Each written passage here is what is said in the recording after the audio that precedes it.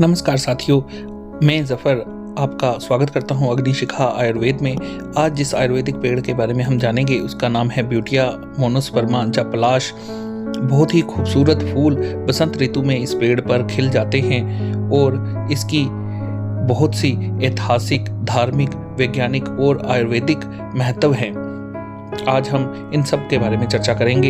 ऐतिहासिक महत्व की अगर बात करें तो बांग्लादेश की राजधानी का नाम ढाका पलाश के पेड़ के नाम पर ही पड़ा है, क्योंकि इसका नाम एक ढाक भी है।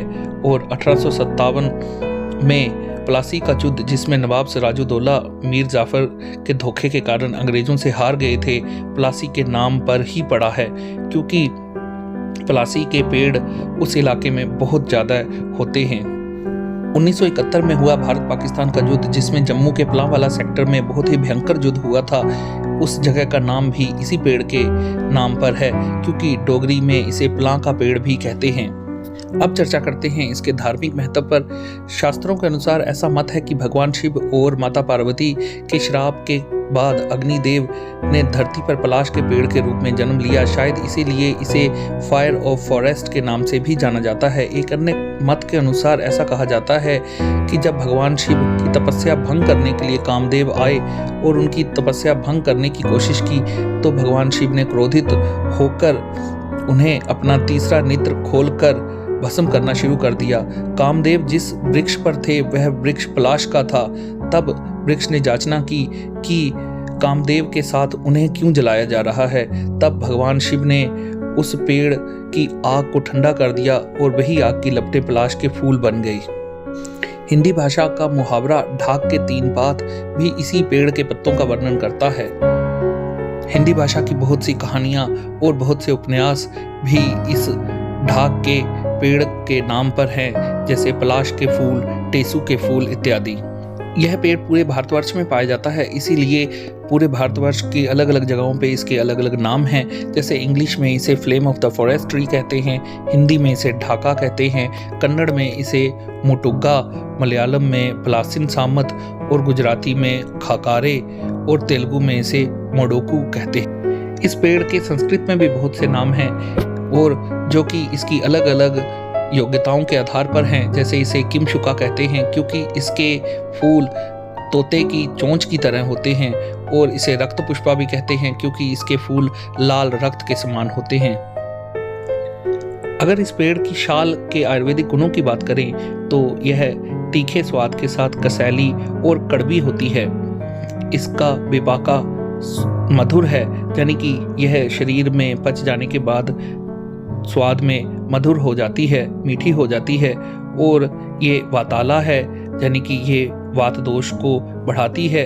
और ये कफ पित्तासृजित है, यानी कि यह कफ और पित्त दोष को कम करती है। अगर इसके फूलों की बात करें तो यह गुणों में लघु हैं और इन फूलों का स्वाद कटु होता है और तीक्त होता है, यानी कि कड़वा और कसैला होता है। अगर इसके पच जाने के बाद के स्वाद की बात करें, जिसे विपाका कहते हैं, तो वह भी कटु होता है। और इसका वीर्य अर्थात तासीर उष्ण होती है, यह गर्म तासीर के होते हैं और ये 3 दोषों में से कफ और पित्त दोष का निवारण करते हैं। अब चर्चा करते हैं इसके आयुर्वेदिक उपयोगों के बारे में। साथियों, आज हमारा भारतवर्ष मधुमेह अर्थात डायबिटीज की राजधानी बन चुका है। हर दूसरे तीसरे व्यक्ति को मधुमेह हो चुका है और यह एक बहुत ही खतरनाक बीमारी है। यह दीमक की तरह पूरे शरीर को खत्म कर देती है और धीरे धीरे इंसान मौत के मुंह में चला जाता है। इसके पत्ते जो हैं वो ब्लड शुगर लेवल को बहुत ही अच्छी तरह से नियंत्रित कर सकते हैं और मेटाबॉलिज्म को कंट्रोल करते हुए यह पत्ते कफ और पित्त दोष को भी ठीक करते हैं। और कुछ ही दिनों में इसके पत्तों का चूर्ण लेते रहने से डायबिटीज बहुत हद तक रेगुलेट हो जाती है। अगला उपाय उनके लिए जिनके पेट में कीड़े हैं। भारत में पेट में कीड़े होना एक आम समस्या है। हालांकि लोग इसे नज़रअंदाज करते हैं, लेकिन ये बहुत बड़ी समस्या बन सकती है। इससे शरीर पर एलर्जी हो सकती है, स्किन प्रॉब्लम्स हो सकती हैं। शरीर में खाया पिया कुछ नहीं लगता और बहुत ही कमजोरी और पीलापन आ जाता है स्किन पर। बच्चों में ये समस्या आमतौर पर देखी जाती है। इस बीमारी को दूर करने के लिए पलाश के बीजों का पाउडर बहुत ही अच्छा एंटीवॉर्म्स एजेंट बन सकता है और यह एक बहुत ही अच्छा रिजल्ट देने वाला पाउडर बनेगा। इसके लिए आपने बीजों का चूर्ण बना लेना है और रात को सोने से पहले खाना खाने के बाद आप इसे ले सकते हैं और कुछ दिनों में ही पेट के कीड़ों की समस्या से आपको छुटकारा मिल जाएगा। गर्मी के मौसम में अक्सर हमें डायरिया हो जाता है। बाहर का खाना खाने से या पेट में किसी प्रकार की इन्फेक्शन हो जाने से हमें बार बार डायरिया हो जाता है। उस स्थिति में भी पलाश बहुत ही उपयोगी है।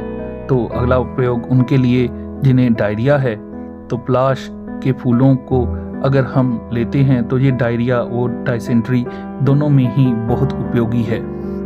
आज की इस भाग दौड़ भरी ज़िंदगी में हम बहुत से तनाव से गुजरते हैं और हमारा खाना भी बहुत ही ज़्यादा विषाक्त होता जा रहा है और बहुत ही मिलावटी खाना खाने से हमारे नौजवानों में भी अब नपुंसकता बढ़ती जा रही है।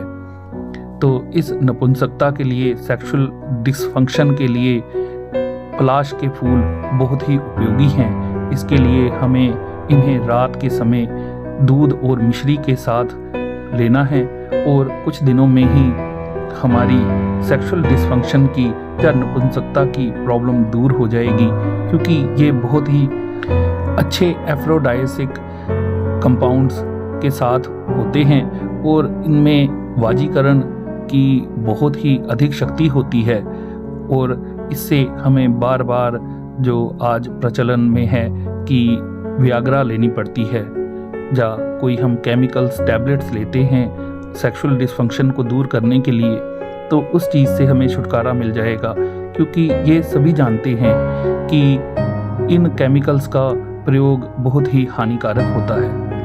आज हमारे समाज में चर्म रोग बहुत अधिक बढ़ चुके हैं। बार बार हमें किसी प्रकार के चर्म रोग हो जाते हैं। दाद खाज खुजली से लेकर चंबल तक, एक्जिमा तक हमारे शरीर पर होने लगता है। तो अगला उपयोग उनके लिए जिन्हें किसी प्रकार का चर्म रोग है और ख़ास तौर पर एक्जिमा है, तो इसमें बहुत ही अच्छी काश्य प्रॉपर्टीज़ होती हैं जिसकी वजह से यह चर्म रोगों का दुश्मन है।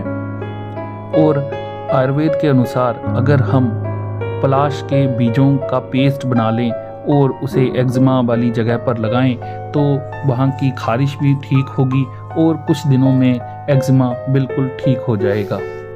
अगला उपयोग उन स्त्रियों के लिए जिन्हें ल्यूकोरिया की प्रॉब्लम है या जिसे सफ़ेद प्रदर कहते हैं, जिसमें जोनी मार्ग से बहुत ही बदबूदार और बुरा तरल निकलता रहता है। इससे बहुत ही दर्द और पीड़ा का अनुभव स्त्रियों को होता है और उन्हें बहुत ही अधिक कमजोरी होने लगती है।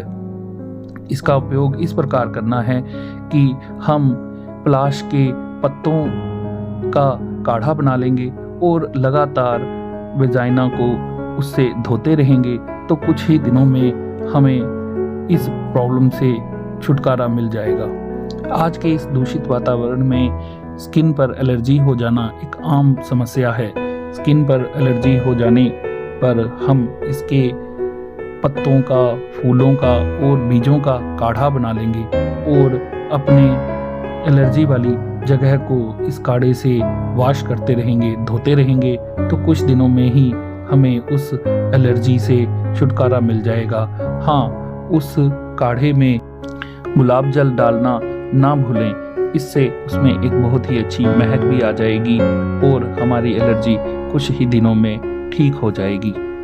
अगला प्रयोग उनके लिए जिन्हें फैटी लीवर है। फैटी लीवर बहुत अधिक शराब पीने से और बहुत अधिक वसा युक्त खाना खाने से हो जाता है। यह एक बहुत ही बुरी समस्या है और यह क्रमशः अल्कोहलिक और नॉन अल्कोहलिक फैटी लीवर कहते हैं। पलाश के फूलों में एंटी हिपेटोटॉक्सिक फ्लेवोनॉइड्स पाया जाते हैं, जिनमें कि ब्यूटरीन और आइसोब्यूटेरिन प्रमुख हैं और यह लीवर में ग्लूटाथियोन की मात्रा को बढ़ा देता है और उससे हमारा लीवर ठीक होने लगता है। अगला प्रयोग उनके लिए जिन्हें बार बार किडनी में पथरी हो जाती है या जिनके परिवार में पथरी की समस्या है, वह भी पलाश के फूलों का उपयोग पथरी से बचने के लिए और अगर पथरी हो गई है तो उसे भी ठीक करने के लिए कर सकते हैं। यह कैल्शियम ऑक्सलेट की डिपोजिशन को रोकता है और कैल्शियम ऑक्सलेट ही पथरी का रूप ले लेता है किडनीज में, और इस प्रकार यह किडनी स्टोन से हमें बचा सकता है। इसके लिए हम पलाश के फूलों का काढ़ा नियमित तौर पर इस्तेमाल कर सकते हैं। अगला प्रयोग उन आदमियों के लिए जो कि बच्चे पैदा करने में असमर्थ हैं, जिनका स्पर्म काउंट बहुत कम है या स्पर्म मोटिलिटी बहुत ही कम है, उनके स्पर्म कम गतिमान हैं, तो उस समस्या में भी पलाश के फूल बहुत ही उपयोगी सिद्ध हो सकते हैं। पलाश फर्टिलिटी को बढ़ाता है और सेक्सुअल परफॉर्मेंस को भी बढ़ाता है, क्योंकि इसमें एफ्रोडाइसिक प्रॉपर्टीज होती हैं और बार बार वियाग्रा या किसी प्रकार की सेक्स एनहांसमेंट की दवाइयाँ खाने से हमें छुटकारा मिल सकता है।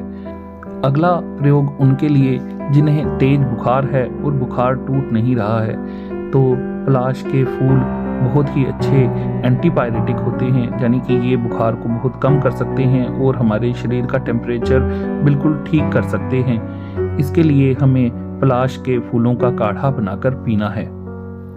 आज की इस भाग दौड़ भरी जिंदगी में और इतने पॉल्यूशन में और हमारा खान पान भी ठीक नहीं है, जिसकी वजह से बाल झड़ने की समस्या एक आम समस्या बन चुकी है और लोग हजारों रुपए बाल झड़ने से रोकने के लिए खर्च करते हैं। लेकिन एक बहुत ही सस्ता और अच्छा उपाय पलाश के फूल साबित हो सकते हैं। इसके लिए पलाश के फूलों का पेस्ट बना लेना है और अपने सर पर हफ्ते में 2-3 बार लगाते रहना है, और इससे हमारे बालों की ग्रोथ भी अच्छी होगी और हमारे बाल टूटना कम हो जाएंगे और बालों का टेक्सचर भी बहुत अच्छा हो जाएगा। ये बिल्कुल मुफ्त एक तरीका है बालों को बचाने का, क्योंकि अगर एक बार बाल झड़ जाएं तो फिर से उनका उगना नामुमकिन हो जाता है। अब इतने गुण जान लेने के बाद हमें पलाश की डोज भी जान लेनी चाहिए, क्योंकि उचित मात्रा में पलाश लेने पर ही उपयोगी सिद्ध होगा। अगर हम अधिक मात्रा में पलाश के फूल लेते हैं तो वह दुष्प्रभाव भी छोड़ सकते हैं। अगर हम पलाश के फूलों का पेस्ट बना रहे हैं तो आधे से 1 चम्मच हम इसका पेस्ट बनाएंगे, और अगर हम पलाश के पाउडर का सेवन करने वाले हैं तो आधा चम्मच से 1 चम्मच ही हम लेंगे। और किसी भी औषधि का प्रयोग करने से पहले अपने डॉक्टर वैद्य या हकीम से सलाह मशवरा जरूर कर लें। अग्निशिखा आयुर्वेद को सब्सक्राइब करना ना भूलें, और आप हमें अग्निशिखा आयुर्वेद फेसबुक पेज पर भी फॉलो कर सकते हैं। वहां आपको सारे वीडियोस एक साथ मिल जाएंगे। अगर आपको वीडियो अच्छा लगे तो लाइक, कमेंट और शेयर जरूर करें। वीडियो पूरा देखने के लिए बहुत बहुत